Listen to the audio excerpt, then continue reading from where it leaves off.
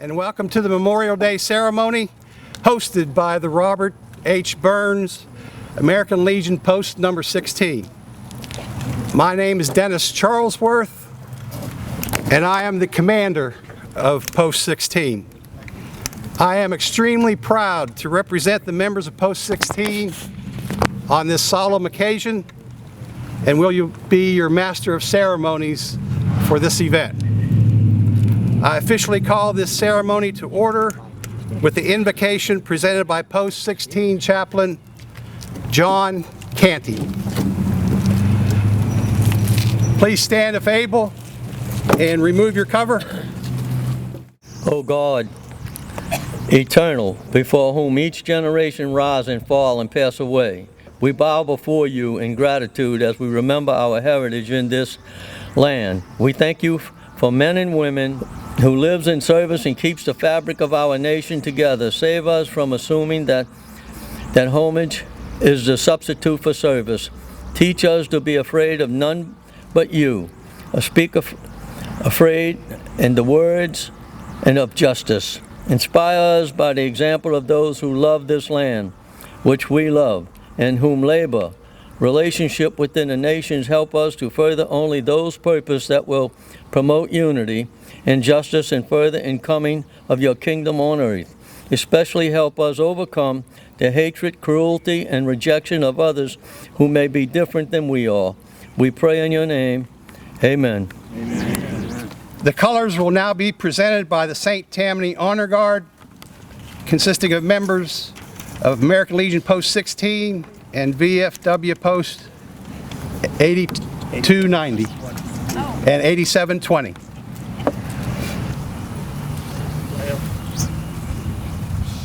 Color guard, halt.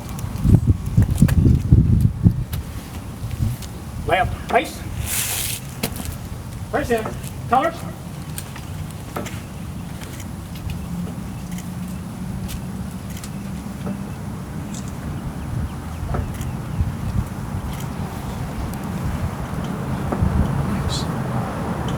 Order, arms. Our national anthem will be performed by Haley Ogden, Victoria Moorhead, and Alexandra Dawson.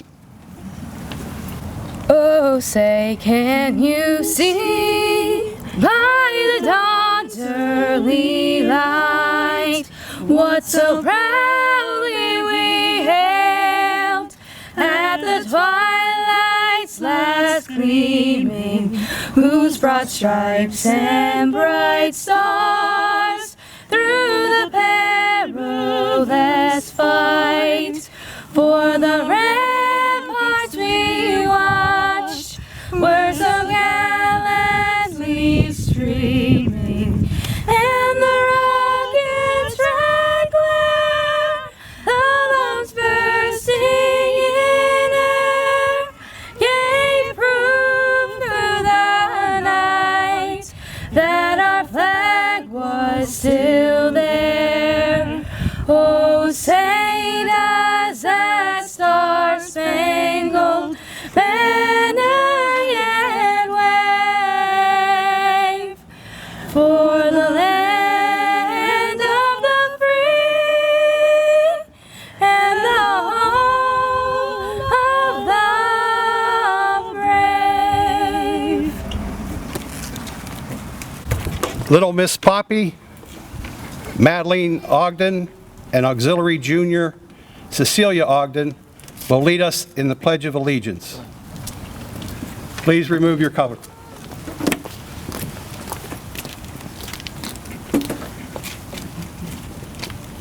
I pledge allegiance to the flag of the United States of America and to the republic for which it stands, one nation, under God, indivisible, with liberty and justice for all. Recover. Right, face. Forward, march.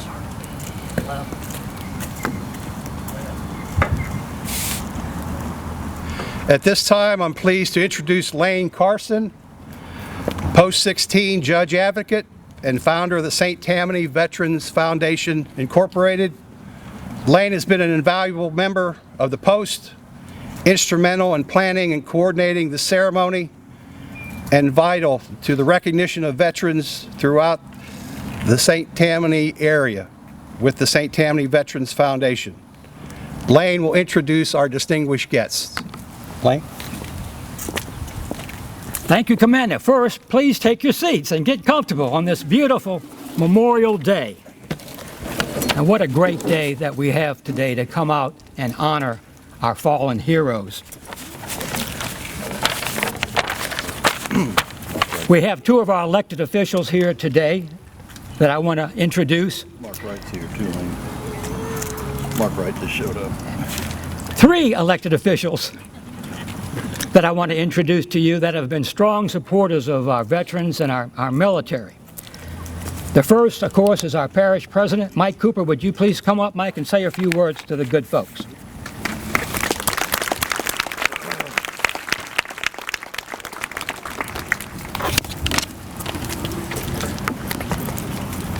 Thank you, Lane. Good morning, everyone. Good morning. It is a beautiful day.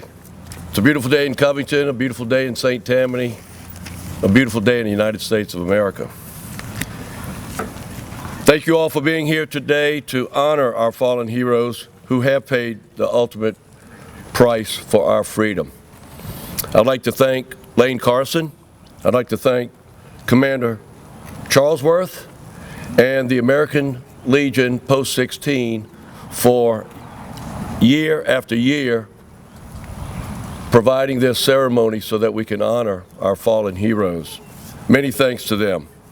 And I want to acknowledge, just by looking out in the audience, all of the veterans that are here today with us. It's great that you are all out to help us celebrate or memorialize this particular day.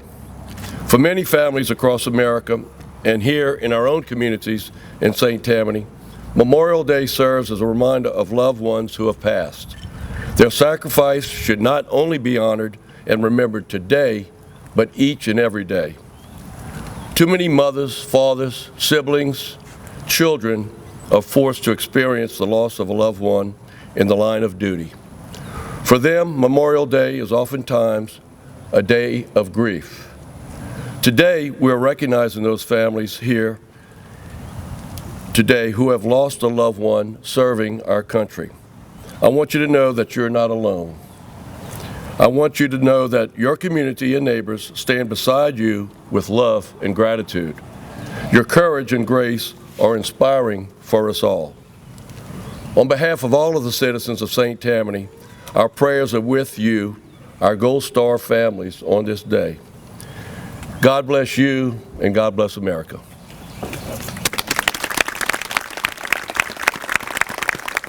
Thank you, Mike.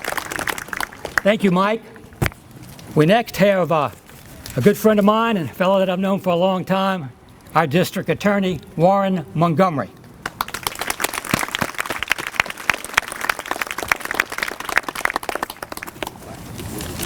I'm not going to talk, but I'm going to ask you to join me in a short prayer that was sent to me by the father of someone actively serving. So if you bow your heads. Gracious God, on this Memorial Day, we remember and give thanks for those who have given their lives in the service of our country when the need was greatest. They stepped forward and did their duty to defend the freedoms that we enjoy and to win the same for others. Oh God, you yourself taught us that no love is greater than that which gives itself for another. These honored dead gave the most precious gift they had, life itself, for loved ones, for neighbors, for comrades, for country, and for us. Help us to honor their memory by caring for the family members they have left behind, by ensuring that their wounded comrades are properly cared for, by being watchful caretakers of freedoms for which they gave their lives, and by demanding that no other young men and women follow them to a soldier's grave unless the reason is worthy and the cause is just. Holy One, help us to remember that freedom is not free. There are times when its cost is dear. Never let us forget those who paid so terrible a price to ensure that freedom would be our legacy. Though their names may fade as time passes, may we never forget what they have done. We're fortunate today to have as our guest speaker a man who is well known to many area veterans. Lane, please do the honors of introducing our speaker.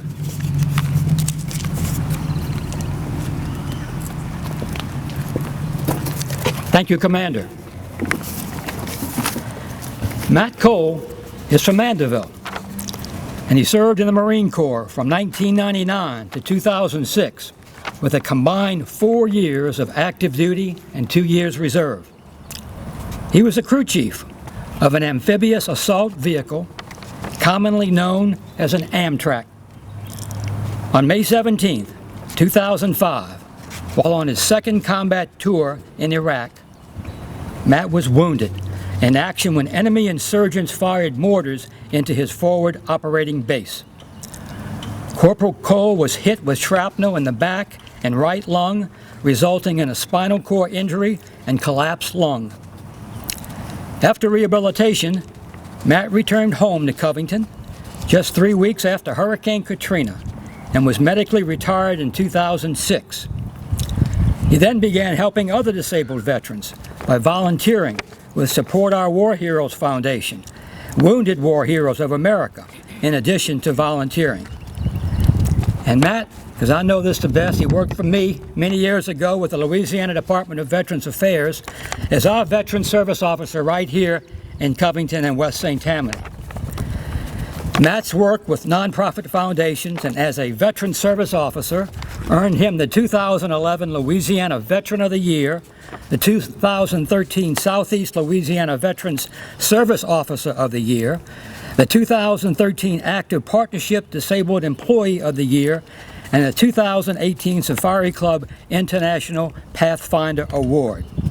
He has also received awards in recognition from the American Legion, VFW, Vietnam Veterans of America, Purple Heart, Veterans of Foreign Wars Post 7286, where he serves as Post-Service Officer and is the Commandant of the newly formed, I know Sharon McLeese will be proud of this, of the newly formed Lance Corporal Justin McLeese Marine Corps League Detachment, right here in Covington, here on the North Shore. In addition to helping veterans,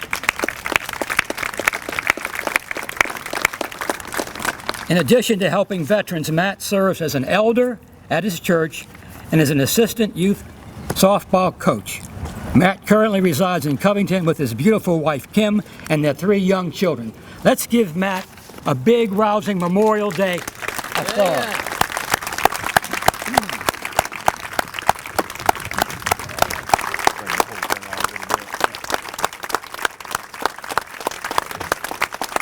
Thank you, Lane. Thank you, American Legion Post 16, for inviting me to be your guest speaker today. As Lane mentioned, yes, I was your service officer here, and your current service officer, Mike Provinci, is here. Mike, please stand and be recognized.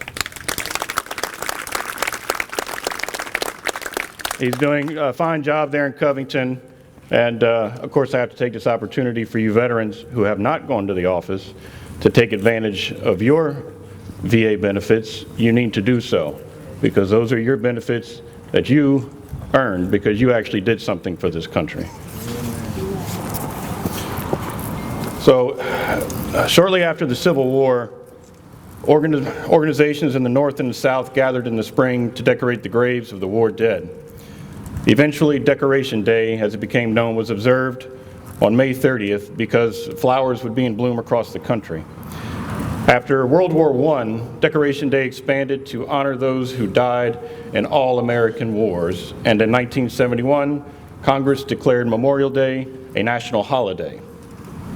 Now, I'm not sure when merchants and car dealerships decided that today would be a great day for a sale, but I find it extremely offensive that they do. Many advertisements and websites say nothing about the sacrifice of our fallen. Only a few spare their precious dollars to make this weekend, the money they made this weekend, and support those various survivor support organizations. And thank you to those that do. Today is a somber day.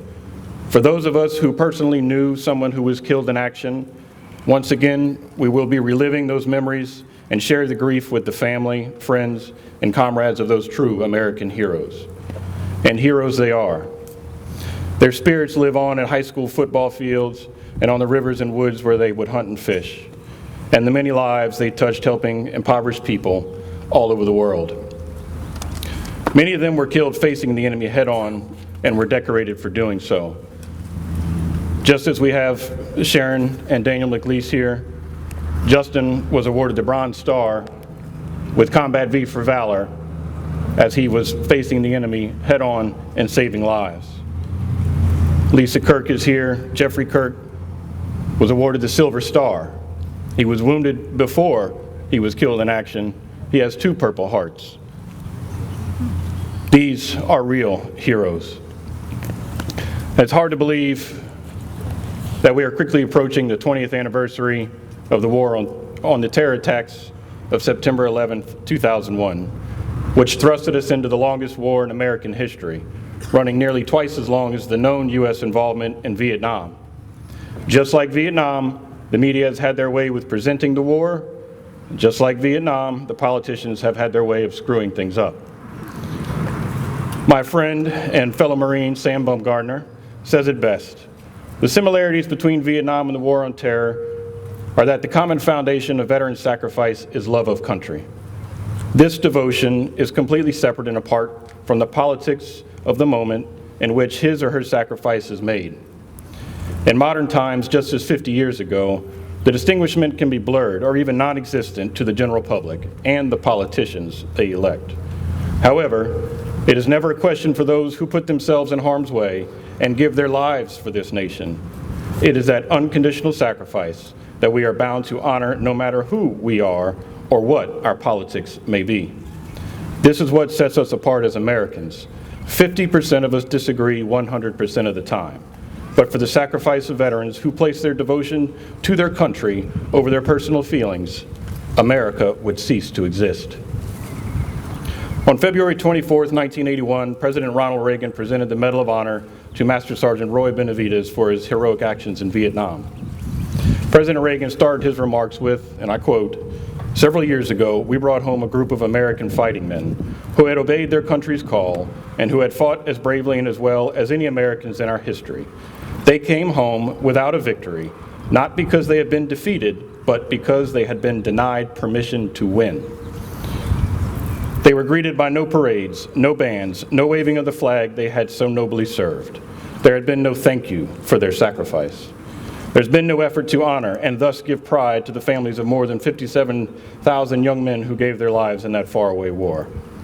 Well, the number of deaths of Vietnam has since been updated to 58,220 to include 8 women, according to the National Archives. And so too has the sentiment of saying thank you and welcome home.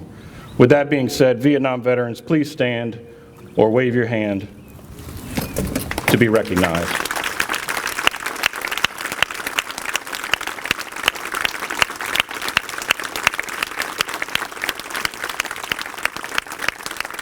Thank you and welcome home. Today, we honor and remember the sacrifice of your 58,220 comrades. 2021 also brought us the 30th anniversary of Operation Desert Storm. In 1990, as the buildup of troops occurred for Operation Desert Shield, American patriotism built up as well. With the spirit that America would never again abandon its support for our troops, radio stations played Lee Greenwood's hit song, "God Bless the USA," on regular rotation, and American flags and yellow ribbons started popping up everywhere. I was a curious 10-year-old, glued to the TV. I watched in awe the awesome power of the U.S. military. The air campaign revealed new aircraft and weapon systems. The ground war showcased the killing efficiency of the Abrams tank, and in just 3 days, what was once considered a formidable military force was decimated. The media turned from the evil Saddam Hussein to the U.S. excessive use of force, and the Bush administration publicly stated they did not want to get into another Vietnam. A ceasefire was signed and American troops came home as heroes and treated to ticker tape parades and celebrations not offered to our troops some 18 years prior. Shortly after the celebrations were over, I noticed the yellow ribbons and flags disappearing. American flags left to rot and fade on their poles. I thought to myself, how can life be so busy that people forgot their patriotic duty? Did everyone forget the sacrifices made? Fear not, Gulf War veterans. Today, we honor and remember the 294 who did not come home. On September 11th, 2001, we watched in shock and anger as our country was being attacked. Again, the yellow ribbons and American flags went up. Politicians and professionals alike wore a flag lapel pin, and patriotism was in full view. By the time of my second tour in 2005, once again the yellow ribbons and flags were disappearing. Old Glory left to fade and rot on their poles. My return from combat was 4 months early. I nearly died in the desert, but by the grace of God, I survived. I returned home to watch American citizens burning and standing on top of their flags. The Westboro Baptist Church showing up at our fallen heroes' funerals to protest. This was the breaking point for many Americans, which led to the formation of the Patriot Guard Riders. Along with the already established veteran service organizations you see here today, these true Americans would no longer allow our heroes and their families to be disrespected. How impressive that a group of patriots so deeply offended by those who would disrupt the somber closing of a life restrained the urge to extend violence upon the offenders who undoubtedly deserved it. This is the model of American resolve. That is truly honoring the 7,057 fallen heroes of Iraq and Afghanistan. As you've seen on the news, once again, politics have dictated the end of an armed conflict.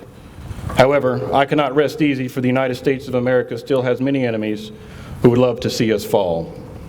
They all know that a traditional military invasion is near impossible. We currently have the technology that would give us advance warning of an encroaching armada or squadrons of aircraft. A nuclear attack with ICBMs, and it's all over for the human race, so they don't want that. But what they can do is divide us. Sun Tzu's The Art of War says, if your enemy is secure at all points, be prepared for him. If he is in superior strength, evade him. If your opponent is temperamental, seek to irritate him. Pretend to be weak, that he may grow arrogant. If he is taking his ease, give him no rest. If his forces are united, separate them. If sovereign and subject are in accord, put division between them. Attack him where he is unprepared. Appear where you are not expected. The current trend I see worries me. If we're not careful, we will lose what unites us. Our American culture, our values, morals, and faith in God. The Pledge of Allegiance fading away from schools. American citizens refusing to stand and say the pledge because it has the word God in it. Don't tell me you won't say the Pledge of Allegiance because it has the word God in it. America was founded on God, blessed by God, and will only continue to prosper if we are one nation under God. Amen.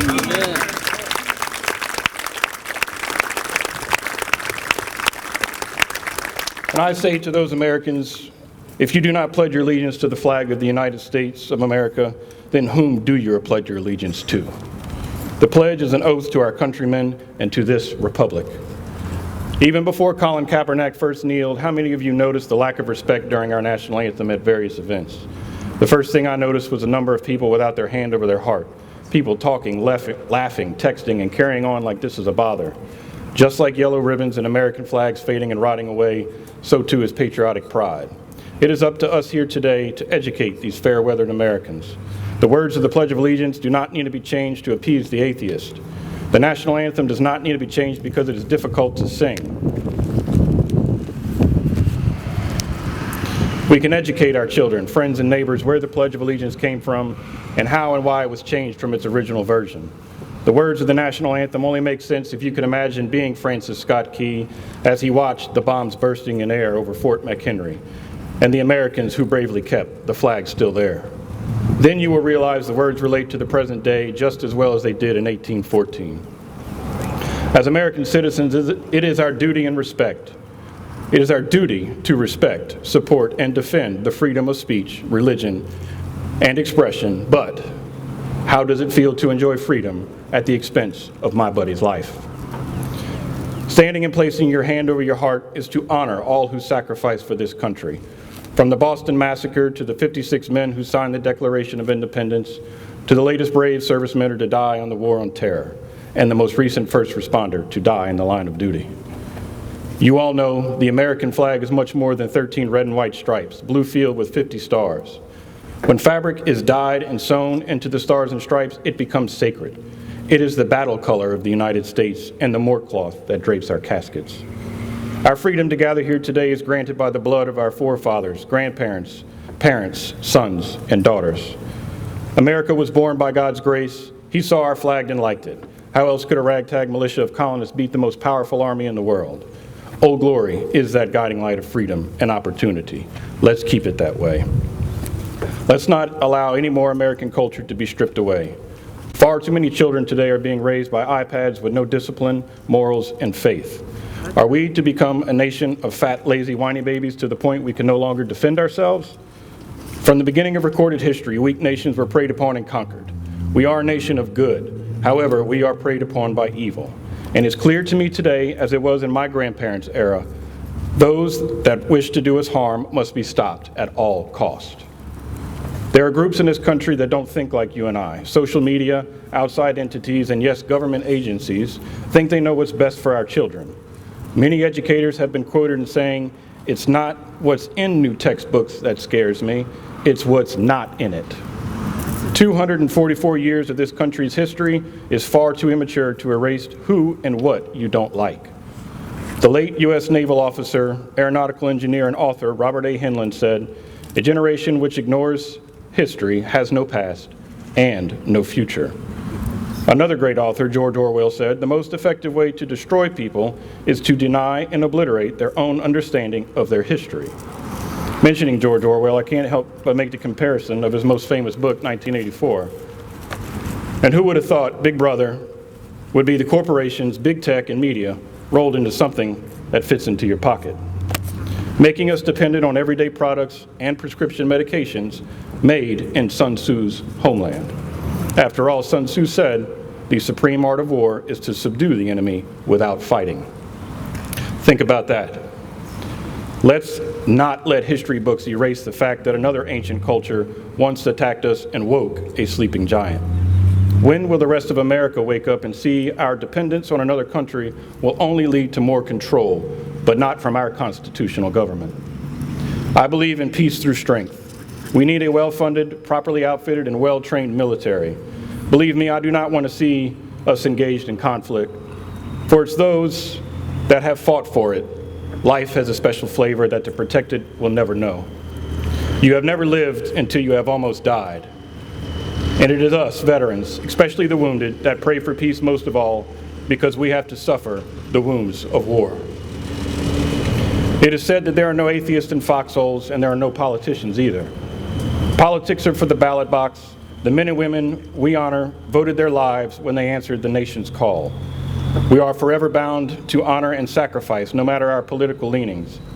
Every one of them gave their lives for this nation with no regard to politics or circumstances. The love transcends all manner of party and politics. For those left behind, it is our duty to memorialize that love and never forget those who paid the ultimate sacrifice for this great and sometimes imperfect nation. The greatest fear of our Gold Star families is that their loved ones will be forgotten. We owe it to the nearly 1.4 million lives lost and over 80,000 still missing or lost at sea, who defended freedom for this nation and for our allies, to never forget them, to say their name, to fly Old Glory high, to carry this nation through troubled times, and to continue the American traditions they so dearly loved. And to the Gold Star families here today, you can rest assured that the people you see here today, the various organizations represented here, the first responders, and every God-fearing Second Amendment defending patriot will never allow this country to fall and for the sacrifice of your son or daughter to be forgotten. Thank you. God bless you all. and God bless America.